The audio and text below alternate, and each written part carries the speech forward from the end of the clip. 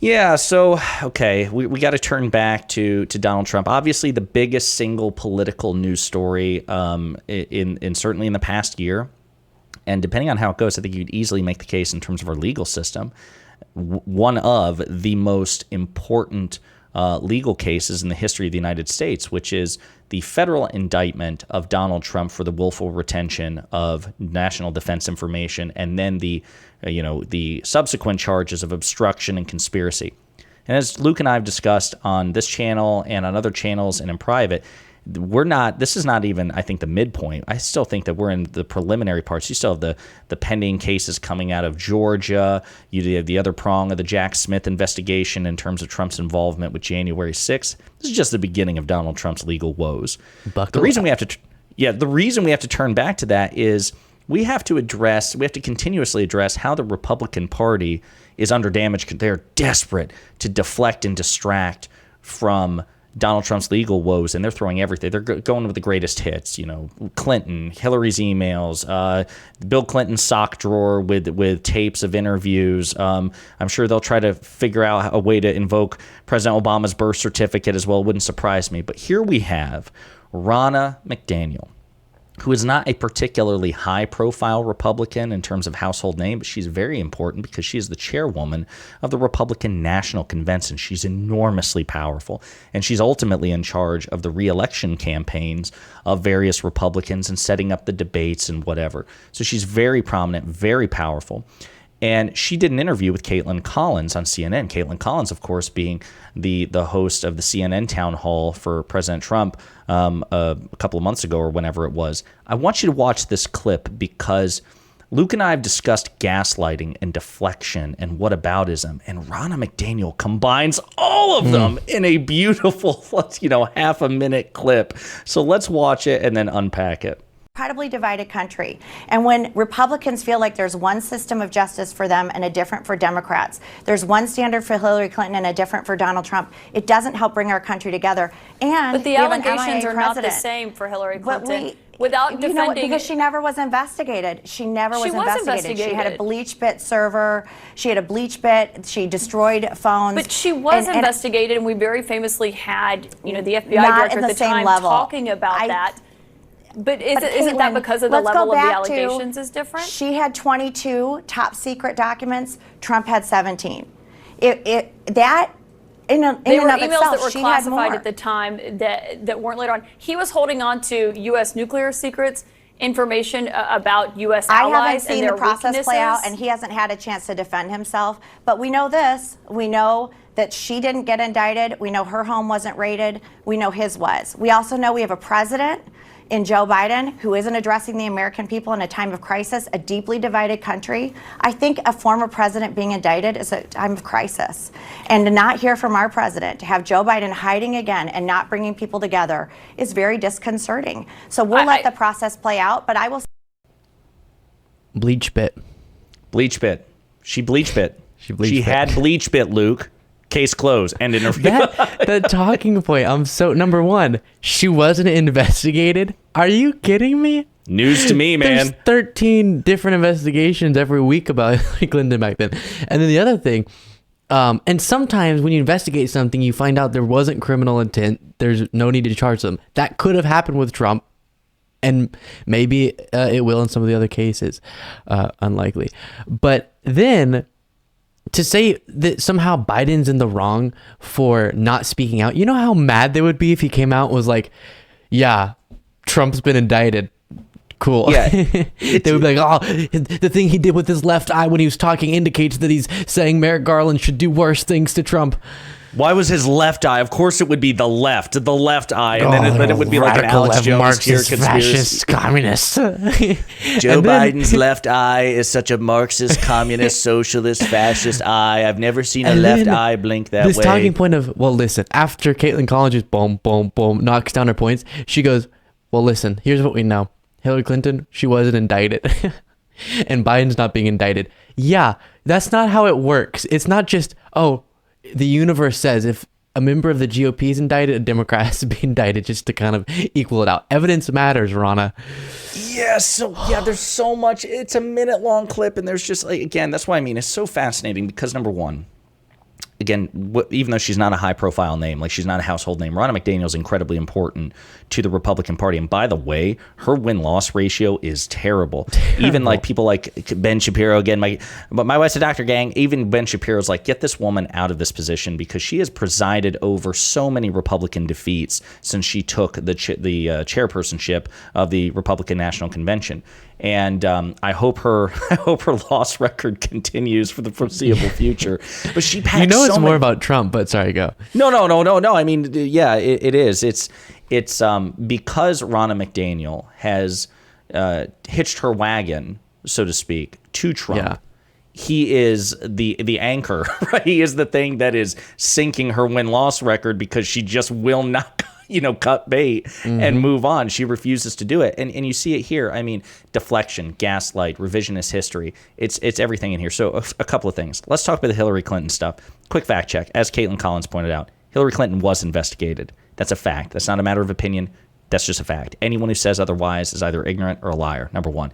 There were like 33, I think, Benghazi hearings, which were the hearings that precipitated the email controversy. She was investigated for 3 years by the Department of Justice. 3 years for the email situation. The investigation was closed. Then it was reopened. It was announced to be reopened days before the election, and most conservative and liberal scholars agree that was a major factor in suppressing turnout and cost her the 2016 election. Hillary Clinton was investigated. It was determined that there was insufficient evidence of criminal intent to move forward with a compelling prosecution. Nowhere did they say or even hint. It's because she's a Democrat that we're choosing not to prosecute. There's no reason for that. Most of the FBI is populated by conservatives and Republicans and has only ever been led by Republicans, number one. Number two, the classified part. Okay, so Donald Trump is not being indicted for having classified or even top secret documents. He is being indicted on 31 counts of the willful retention of classified, of national defense information. That's what he's being indicted for. 31 counts of that. And we have him on tape, unlike Hillary Clinton, publicly saying that, he could have declassified these documents but chose not to. He's showing them to people. We have no analog for Hillary Clinton in that respect. And then finally, the third thing, I just want to say, they're mad that President Biden is not falling into their trap, Luke. Like you said, it's a catch-22. If Biden even acknowledges this, they will tar and feather him as divided. If he just said the fact, yeah, I heard Donald Trump was indicted, they'd be like, why is Joe Biden? Who is he hearing this from? Yeah, and why is he getting involved with this, Luke? Why is the sitting president making comments? He's supposed to distance himself, and here he is acknowledging that Donald Trump has been indicted. And then if he doesn't speak, he is contributing to the divisiveness. So I don't know, man. I don't even know how you begin to unpack this, but at least bravo for Kaitlan Collins attempting to fact check Ronna McDaniel. But and there was this one clip where I'm pretty sure Biden's sitting somewhere after giving a speech or some event, and they ask about Trump's legal troubles, and he just smiles as if to say, of course I'm not going to answer that. And that was a controversy in right-wing media. Look at him. He's taunting Trump. He's indicating that he actually is coordinating all of this. You can't win. But also back to the Hillary thing. The other big difference is, and I'm pretty sure I've talked about, you've talked about, we've talked about, someone's talked about, the reporting that reveals if Trump, even after committing crimes and keeping the classified material, knowing that he shouldn't have it and keeping it and all of that, the DOJ was kind of just wanting him, like, can you just give it back and we can call it a day? That was their hope, was that he would just turn back over the documents, it wouldn't get too criminal, and then they could just resolve it without indicting him. I want to point out, Luke, to your point, that's not even speculation, that's a fact. So Donald Trump, during the course of this back and forth with the National Archives and the Justice Department in the preliminary parts, he surrendered 197 documents. Yes.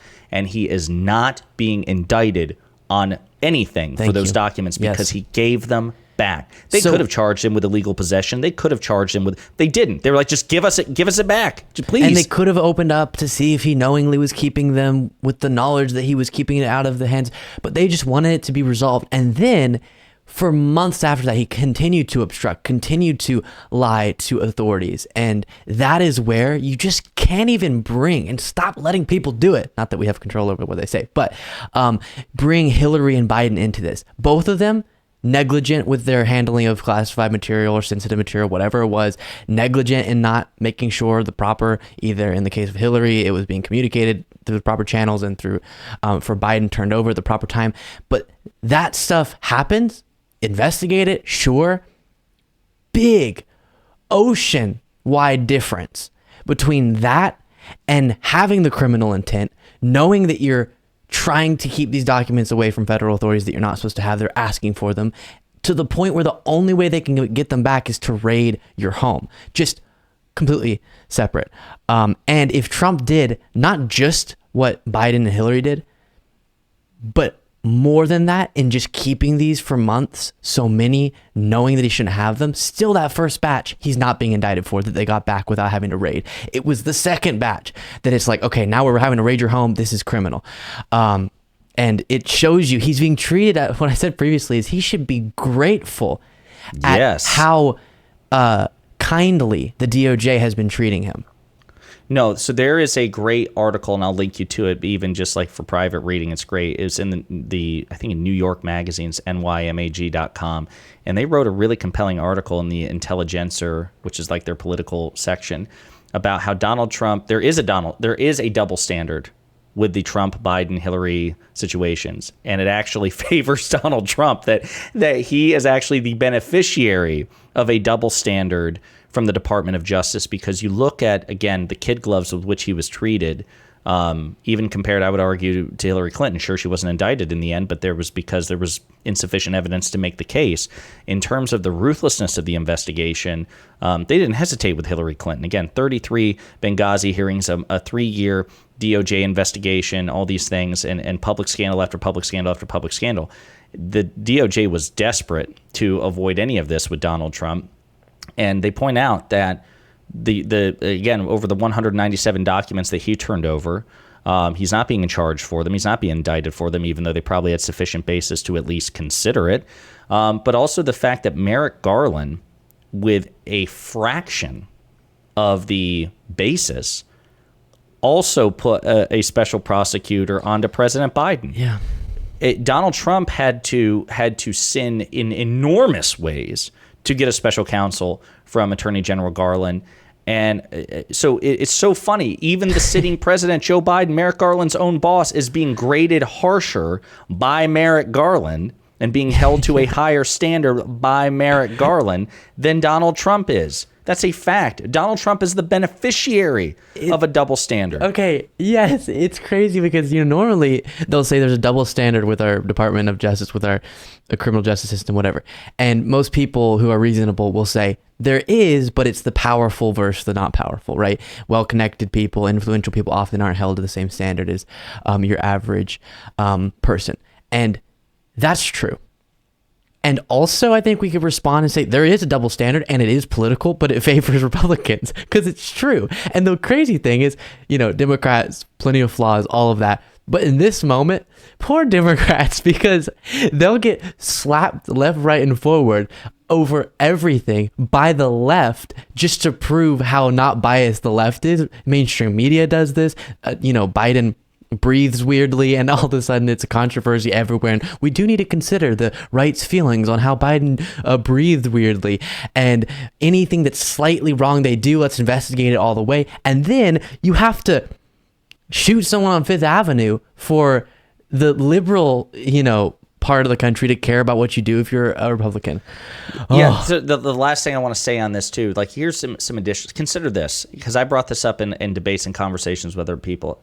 Luke, I don't know if you know this, but it seems like every time a Democrat is investigated, it has to be by a Republican. And what do I mean by that? So Robert Hur, the special counsel investigating President Biden, is himself a Republican. Mm-hmm. Ken Starr, the special prosecutor who investigated President Clinton, was a Republican. So Republicans investigate Republicans and Democrats, because Robert Mueller, who investigated the Russiagate situation, was a Republican.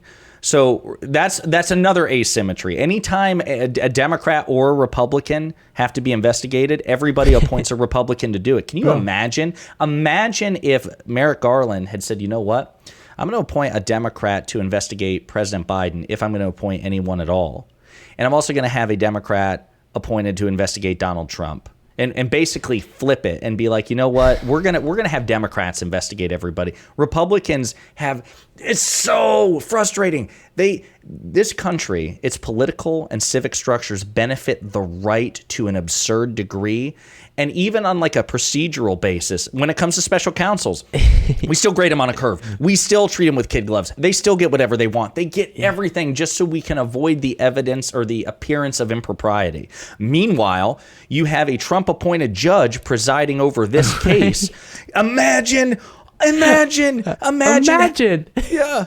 Imagine that Biden or Obama or Clinton were the defendant in a case and the judge presiding over that case was appointed by them. The right would be, they're seceding from the union again.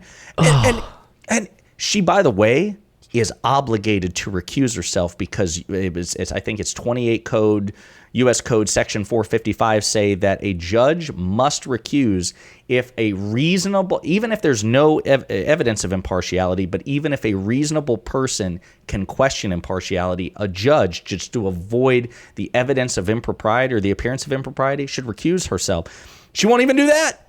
I mean, just like it's so... Yeah, and we all fall into it because my little... liberal self am over here thinking, it might be good that a Trump-appointed judge is overseeing it so that there's no evidence of this being political. No, you know what? No, I want a Biden-appointed judge who's the most liberal in the country to oversee Trump. I don't care because here's the thing. Okay, no, I do... When Trump is eventually held accountable, it's going to be nice to say, look at all these examples of how Republicans were in the mix and it wasn't at all some Democratic effort to take him down. But the petty part of me wants to just completely play the same game they play. They don't care at all. It doesn't matter what Biden does, Merrick Garland. There's no world in which Trump is held accountable, even if every single thing was done by the book as it is being done now. They'll just, no matter what, they'll say that this is all political bias. And that's exactly why, because I'm with you, Luke. You and I are guilty of this to an extent, even as we rail against it. We have internalized and accepted on some level the asymmetries which benefit the right and conservatives in this country, that we take it for granted.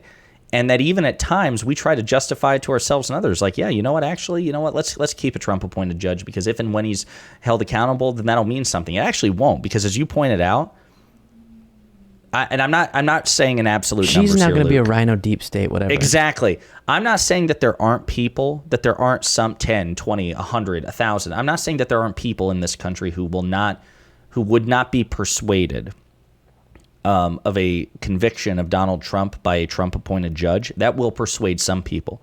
But I think that's within the margin of error. In terms of where people are in this country politically, I think the people who are stalwartly defending Trump even now are not going to be moved in sufficient numbers to accept the results simply because Aileen Cannon is a Trump-appointed judge. Meanwhile, there is a severe danger to the case that she poses because at certain points, jeopardy attaches to the case. So if she were to dismiss charges, Jack Smith couldn't appeal it, right? Because jeopardy implies. So there, we are basically like competitors in a sport. We're like, you know what? Actually, the other team should also be the refs too. No, they should not. This reminds me of, we get on these rants. Apologies if you wanted a short segment that I can't stop myself.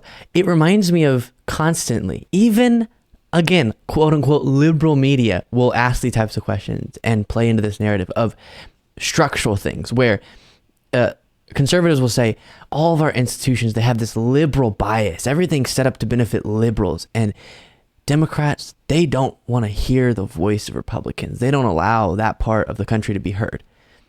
What are you talking about? Structural? Right now, our federal government does every single thing structurally to benefit and to make the voice as loud as possible of the more conservative part of the country. A great example of this is when you combine the Electoral College and the Senate, that makes the voice gargantuous of the conservative part of the country. We have a situation where California, with its millions of people, I'm not coming out for any reforms right now, but just pointing out the facts. California, with its millions upon millions of people, has the exact same say in our Senate as Wyoming with its 2 people. And that is a way to give a voice to people based on where they live and all that, I understand. But then to have the you-know-what to criticize and pretend that Republicans aren't having their voice heard or something like that is nutso. When you actually take the population of America, we would be way more liberal if you just polled Americans on stuff. Oh, yeah. So Luke, I mean, the Electoral College, which has a red rural state bias, and it's ever increasing with each subsequent election, Democrats have to increasingly overperform both in each subsequent election in order to stay competitive in terms of electing the president. Number one, the Senate makeup, as you pointed out, when the Senate was effectively split 50-50 between Republicans and Democrats, Democrats represented 30 to 40 million more people. Cool. You have state legislatures. There are 50 states in this country. 30 state legislatures are controlled by Republicans, which means we will never get anywhere close to a liberal-leaning constitutional amendment or everything else. You have separation of powers and federalism, which are great ideas on paper, but in terms of application, benefit conservatives because it makes change so much more difficult, right? Because power is dispersed. You have 50 states. They have their own 3 branches. You have municipal and local governments, powers dispersed. So progressive change is really, really difficult. The highest court in the land has a 6-3 conservative super majority. You know what I'm going to say it. The political system in the United States, Luke Beasley, is affirmative action for Republicans. That's what it is. The game is rigged in their favor, and they not only have no conception of it or appreciation for it, they have the audacity, the temerity to say, actually, no. Right. It's rigged in favor you of Democrats. Ungrateful. Yes. I feel like I'm talking to a kid of mine. How dare you? You should be grateful for what you get. Gosh, meanwhile, we have to hoof it for everything. Like, come on, man. I mean, it's just, meanwhile, we have issues that poll at, 80% or whatever in the country, 60% on others, and there's no way in hell we're gonna get it anytime soon because of the structural reality. So all that being said, be grateful for what you have if you're a Republican and stop complaining. Actually, Republicans should be so encouraged, Luke, by this segment right here. We probably uplifted the spirits of so many Republicans. They were like, oh man, I didn't know we had it so good here. We got a lot going on. Biden's not doing a good enough job of reaching out across the aisle. Oh, miss me with the... I'm Thank you so much for watching. For the outro on this video, I want to plug Josiah's channel. Hit them with it, Josiah. Hey, everybody. I appreciate you watching. You can find me at youtube.com/@ponderingpolitics. One word, Pondering Politics. If you like progressive commentary that focuses on coalition building with other elements of the left and calling the Republican Party out for what it's become, I hope you'll view my channel. Give me a like and subscribe and some feedback. Again, youtube.com/@ponderingpolitics. Thanks again.